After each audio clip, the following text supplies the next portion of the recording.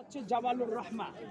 জাবালুর রহমা এটি হচ্ছে তাকাউ ফি মিনতাকাতি আরাফা, আরাফায় অবস্থিত এই জাবালুর রহমা। এই জাবালুর রহমার সাথে কিছু ঐতিহাসিক ইতিহাস সেখানে সম্পৃক্ত বা জড়িয়ে আছে। তার মধ্যে এটা মক্কায় জাবালুর রহমা অবস্থিত। এই আরাফা এইটি হচ্ছে মক্কায় থেকে পূর্ব পূর্ব দিকে প্রায় 20 কিলোমিটার, মসজিদে হারাম থেকে 20 কিলোমিটার পূর্ব সাইড এটা অবস্থিত। এটা মিনা থেকে 10 কিলোমিটার দূরে, মুজদালেফাই থেকে 6 কিলোমিটার দূরে।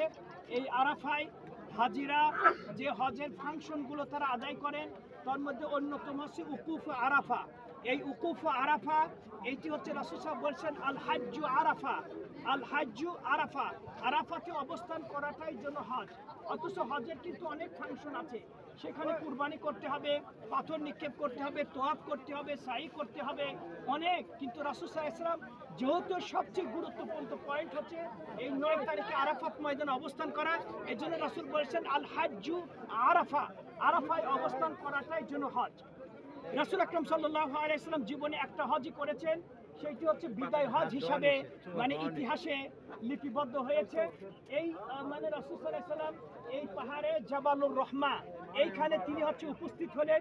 উপস্থিত হয়ে বললেন যে আমি এখানে উপস্থিত হয়েছি ওয়াকাফতু হাহুনা ওয়াল আরাফাতু কুল্লুহা মাওকিফ, আমি এখানে উপস্থিত হয়েছি এবং গোটা আরাফাতের যে সীমানা আছে যে কোনো জায়গায় হাজিরা সেখানে অবস্থান করবে, তাদের আরাফায় অবস্থান করা হিসাবে গণ্য হবে।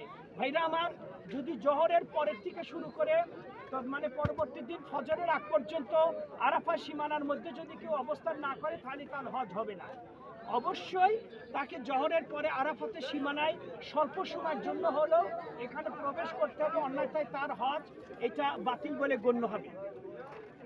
এই জাবালুর রহমা, একে রহমা হিসাবে কেন প্রথমে আরাফাকে আরাফা হিসাবে এই জন্য নামকরণ করা হয়েছে, বলা হয়ে থাকে যে এইটা আরাফা যাতে করে হাজী সাহেবরা এই ময়দানে উপস্থিত হয়ে নিজের গুনাহ খাতাগুলো সামনে নিয়ে এসে যাতে করে আল্লাহর কাছে মাগফিরাত, আল্লাহর কাছে রহমত, আল্লাহর কাছে যাতে দয়া কামনা করতে পারে, এই জন্য আরাফাকে আরাফা হিসেবে নামকরণ করা হয়েছে।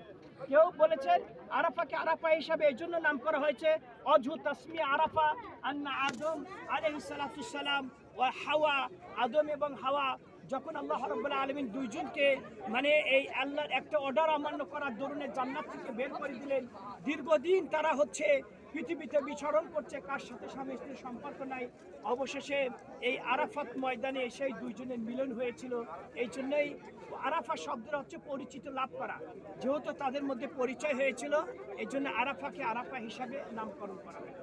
জাবালুর রহমা এইখানেই বলা হয়েছে যে এই পাহাড়ের উপরে আদম হাওয়ার এইখানে দুইজনের হচ্ছে মিলন হয়েছিল, দুইজনের হচ্ছে সাক্ষাৎ ঘটেছিল।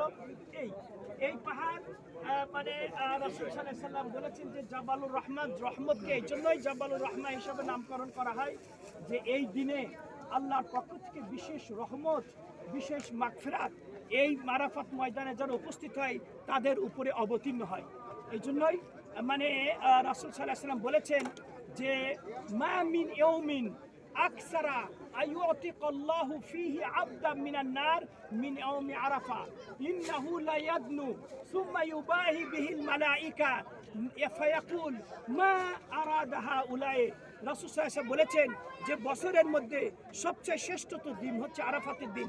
মা মিন ইয়াউমিন আকসারা ইউতিকাল্লাহু ফীহি আবদান মিনান নার মিন ইয়াউমি আরাফা, আরাফাতের দিন আল্লাহ রাব্বুল আলামিন এত সংখ্যক বান্দাকে ক্ষমা করেন, বছরের অন্য কোনো দিন তিনি ক্ষমা করেন না। এই জন্য আফজালুল ইয়াউম ফিল আম মুতলাকান ইয়াউমি আরাফা, আরাফাতের দিন হচ্ছে সবচেয়ে শ্রেষ্ঠতম, বছরের মধ্যে সবচেয়ে শ্রেষ্ঠতম দিন। ওয়াইন্নাহু আল্লাহ সুবহানাহু ওয়া তাআলা ইয়ানজিলু ফিল আমে মাররা ওয়াহিদান ইলা সামাঈদ দুনিয়া ইয়াউমান নাহার ওয়া ইয়াউমা আরাফা, আরাফাতের দিন আল্লাহ রাব্বুল আলামিন মাত্র বছরের একদিন তিনি হচ্ছে শেষ আসমানে অবতরণ করেন, শেষ হচ্ছে আরাফাতের দিন। এই জন্য আল্লাহ বলছেন সুম্মা ইউবাহি বিহিল মালায়েকা, ফেরেশতাদের কাছে আল্লাহ গর্ব করে বলেন মা আরাদা হাউলাই, আমার এই বান্দারা আতাউনি শুসান গুবরা, মলিন চেহারা নিয়ে তারা হচ্ছে আমার বান্দার উপস্থিত হয়েছে, শুধু আমাকে ডাকছে, লা ইলাহা ইল্লাল্লাহু ওয়াহদাহু লা শারীকা লাহু লাহুল মুলক ওয়া লাহুল হামদ ওয়া হুয়া আলা কুল্লি শাইইন কাদির। খায়রুদ দুআ দুআউ ইয়াউমি আরাফা খায়রু মা কুলতু আনা ওয়ান নাবিয়্যুনা মিন ক্বাবলি লা ইলাহা ইল্লাল্লাহু ওয়াহদাহু লা শারীকা লাহু লাহুল মুলক ওয়া লাহু